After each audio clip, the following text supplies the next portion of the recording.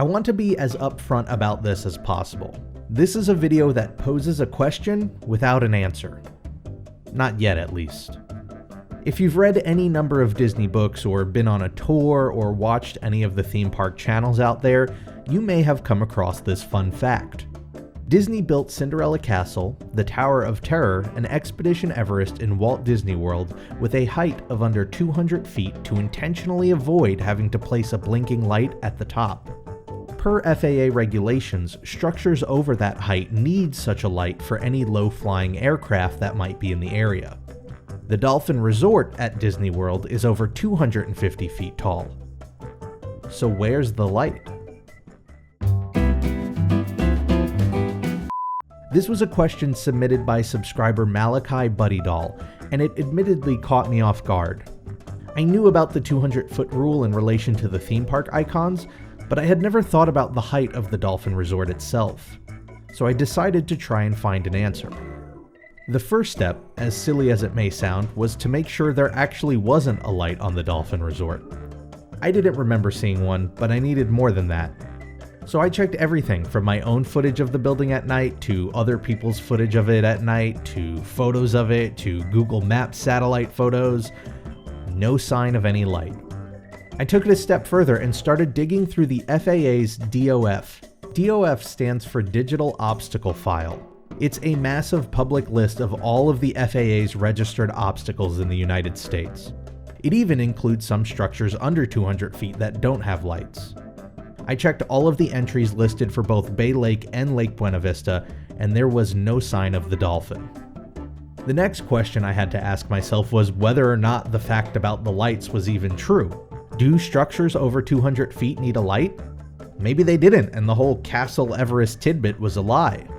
So I started reading through the Advisory Circular 70/7460-1L document, fun reading, which according to the FAA describes the standards for marking and lighting structures such as buildings. Sure enough, Chapter 2.1, Structures to be Marked and Lighted, states that any temporary or permanent structure that exceeds an overall height of 200 feet above ground level should be marked and/or lighted.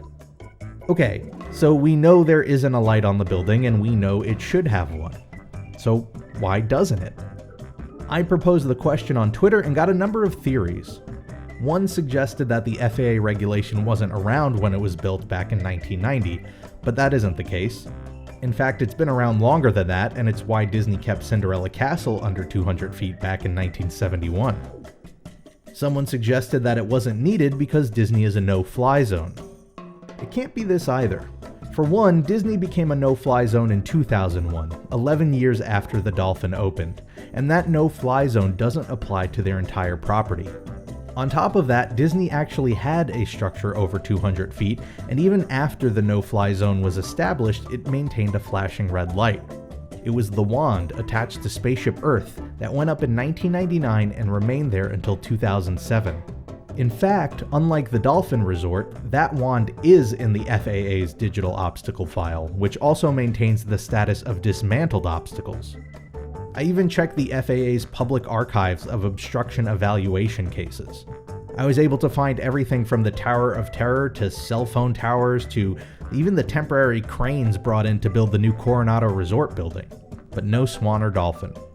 I reached out to Disney about this, and predictably, since they don't own the Dolphin, they didn't have an answer for me. I reached out to the Dolphin, but wasn't able to get an answer from them as well. At least, not from anyone I was able to get on the phone. But Rob, who cares? Does it really matter? I'll admit, a large part of my digging around was this snowballing effect of just wanting to know why.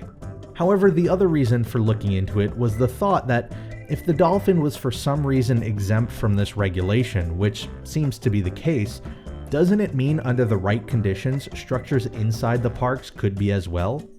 Could we see a day where the parks feature an attraction that's well over 200 feet without an immersion-breaking light on top of it?